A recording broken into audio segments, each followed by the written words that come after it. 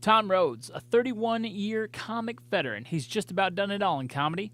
He's had a sitcom on NBC called Mr. Rhodes, his very own late-night talk show, Comedy Central specials, award-winning podcast, a series in the Huffington Post, and a Netflix special. This weekend, he brings his life experiences to the Funny Bone. Hey everybody, Dustin Dales here. Very excited. We've got a brand new comic in town for the Funny Bone this weekend. You may know him, NBC alumni himself, Mr. Tom Rhodes. How's it going, man? Hey Dustin, how are you? I'm good, man. Hello, NBC. So, you're coming in from LA. How was your trip out here? It was great. I got bumped up to first class because I have so many frequent flyer miles. Yeah, it was lovely. Thanks for asking. No problem, no problem. So is that you? How often do you say you're on first class? A lot? A lot, actually. I learned to stick with one airline a few years ago because some of the airlines treat you like an animal, and I got tired of it. You know, you're spending good money, and I have stuck with Delta.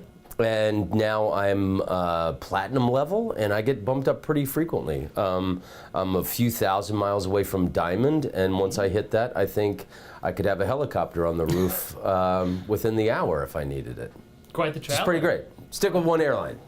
Now, you mentioned traveling a lot. Now, I understand you also have a travel thing as well. Was that with the paper? I have done travel writing for the Huffington Post. I was a presenter on a travel program in the Netherlands, Holland, called You're in Travel for a year, and I've been trying to pitch a comedy travel show. I've been playing the worldwide circuits for the last 15, 20 years, and the way Anthony Bourdain goes around the world checking out food, I wanted to do that. Check out comedy scenes and highlight comedians from different countries. But it's been problematic getting the idea made. So I've been making videos myself all over the world. So something like that, are you picturing going to visit like a comic that would fit in good with that culture, or how would you see that? No. Like comedians from that place. Like I just got back from Malaysia. Okay. I filmed a half-hour pilot on Malaysia a few years ago. It's an interesting comedy scene there. It's a Muslim country. And you got Malay Muslims, Indian Hindu people, and Chinese Christian or Buddhist. That's their ethnic populace, and that's what their comedy scene is made up of. And they ruthlessly make fun of each other's religions and ethnicities. They're actually more less uptight than we are in the United States. So it's, and you think Muslim country, people are uptight. They're actually very liberal and open-minded there. And I know comedians all over the world, and there's a lot of comedy's booming all over the world because the world is in trouble. People are out of work and they're depressed, and there's war and famine, and people need a laugh.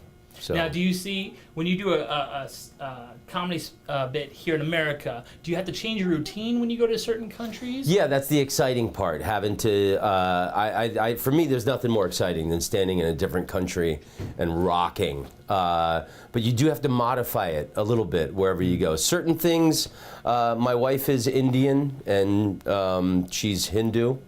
If I do a joke about Hindu in the United States, people don't really, it doesn't get a good laugh because a lot of people aren't familiar with Hindu culture. But if I do that in Europe or Asia, it'll get a big laugh because these people know Indian people.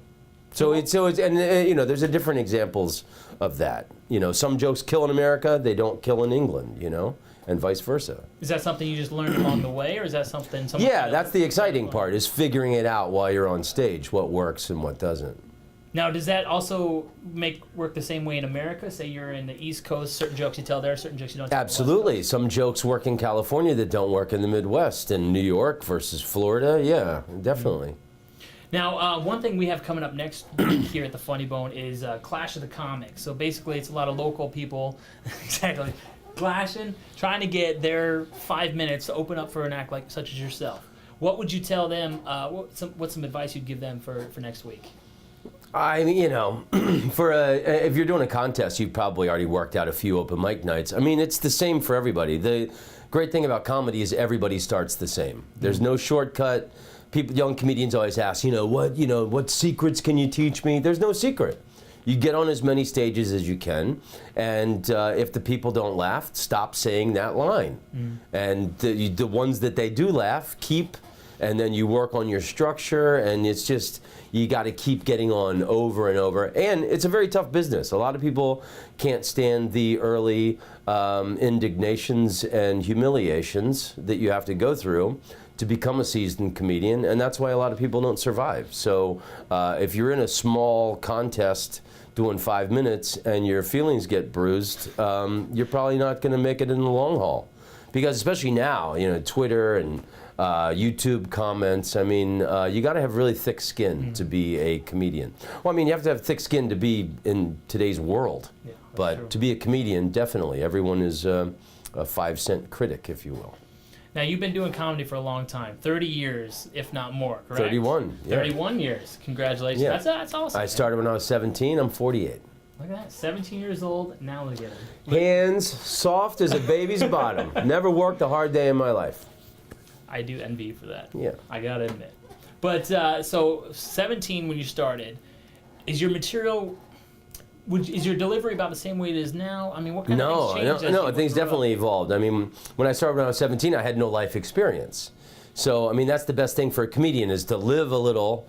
And, you know, like if you're living in a city and you're having, you know, a relationship and life experiences, that's better for comedy than going out on the road early like I did. I only had the thoughts of a 17-year-old. So all my jokes were about trying to get laid on dates, driving my dad's Chrysler LeBaron, you know.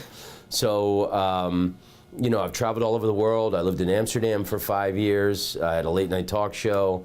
You know, I've had a full life of heartbreak and experiences to draw from now.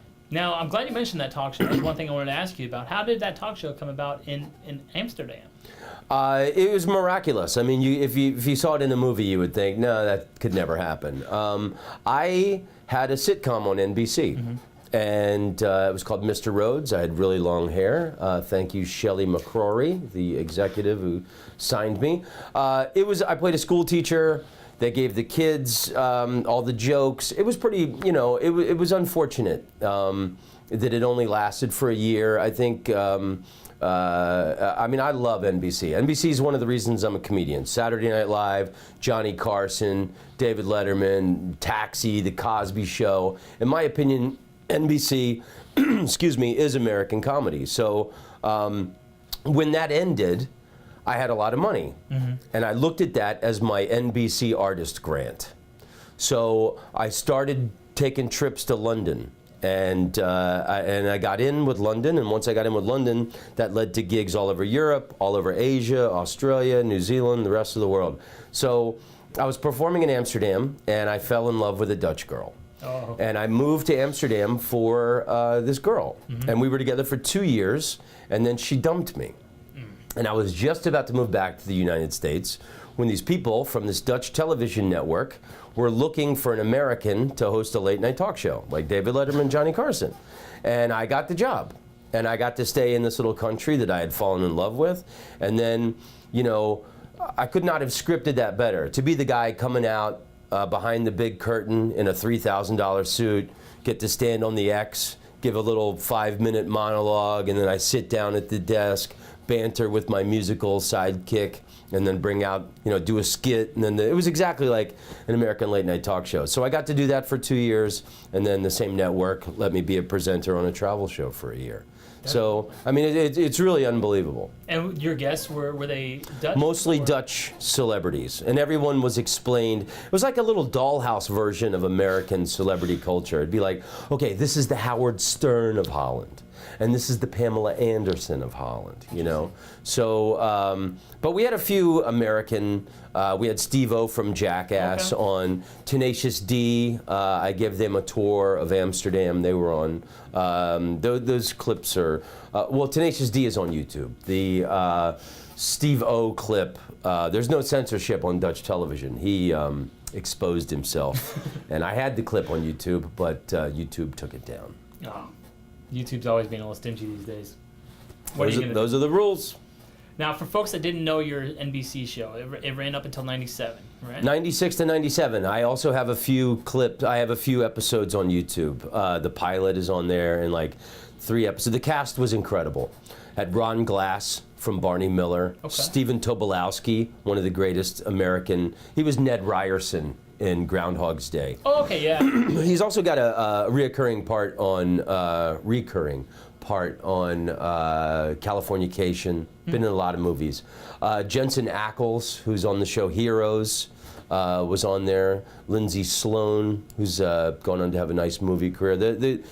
Sean Weiss, who was in the Mighty Duck movies. Brilliant cast. What was the plot of that sitcom?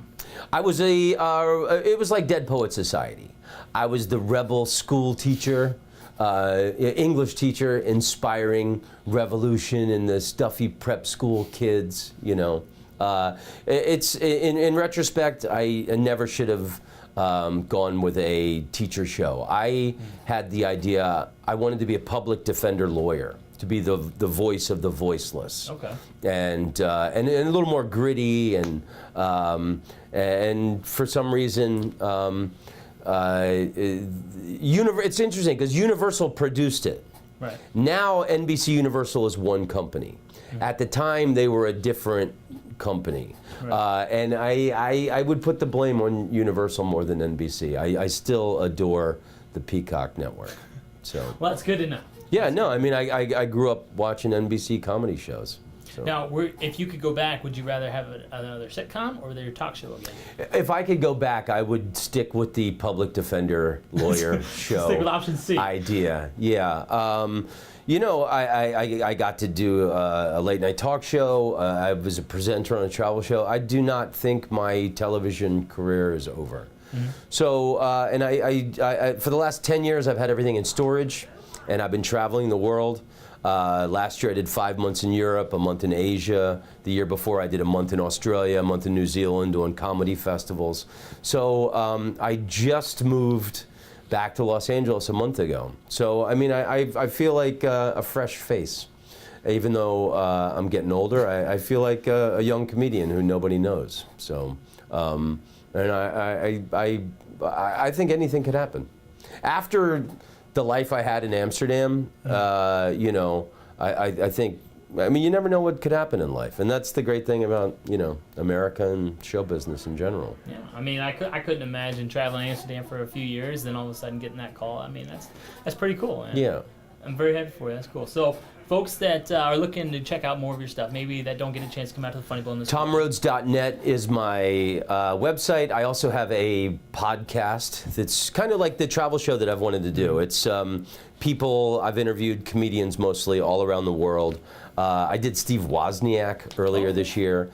And then also my YouTube channel. Just type in Tom Rhodes YouTube. I just did Bas Rutten, Dutch MMA fighter, UFC Hall of Fame guy, he's very funny. He's starred in a lot of movies as well as a villain. And, you know, it's fun. With technology today, you can do whatever you want. So, I mean, I basically, I'm making the TV show and the kind of comedy clips that I want to make. And I don't have to wait on anyone to fund it. So 30 years in, you're not slowing down at all. No, and I think it's never been a better time to be a comedian. With all the available technology to make podcasts, film your own videos. You know, I think it's really exciting. Very cool. Well, make sure you check him out this weekend. He's here tonight, Thursday, and then of course he'll be here Friday, Saturday, and Sunday as well. Omaha. Last time I was here was 25 years ago. 25 years ago. And I was a middle act, and I had driven here from Florida for like $300 or something. Man. But I was like, I was in show business, you know? Mm-hmm. I'll never forget crossing the river, coming into Omaha. I was like, wow, man, I am in show business. So I haven't been here in all those years, and it's exotic to see Omaha after. What do you remember about Omaha from back in the day? I met cool people here. I met artist people that took me to like some artist loft. I went to some really cool parties, and I really enjoyed it. You know, Omaha's one of the biggest music booming cities in town. Oh, is it really? In the country, yeah. You know, and I took a trip up to Norfolk to see Johnny Carson's hometown. Oh, really? Yeah, that's how much of a freak I am. I haven't been there. It's on my bucket list to check it out. Been. I know. I'm disappointed myself. Yeah, it's like an American Legion bar thing or barn bar where he started doing magic tricks as a teenager. You know, he went down as one of the greatest of all time. I miss him like a dead relative. Yeah. Yeah, I bought that DVD set. Oh yeah. Yeah, Very yeah, cool. that's how much I love Johnny Carson. Very cool. Well, Yeah. make sure you check Thank him you, out. Nebraska. He appreciates it. Make sure you come out and see him all weekend long, and then I'm sure 25 years from now he'll be back in here. That's right. See me now. See him now. You only got you have to wait 25 years if you don't. Check him out online as well. Check out his podcast, and he's also got a special on Netflix. The name of that is Light Sweet Crude. Light Sweet Crude. Very Yeah. easy to remember. Check it out, and see him this weekend.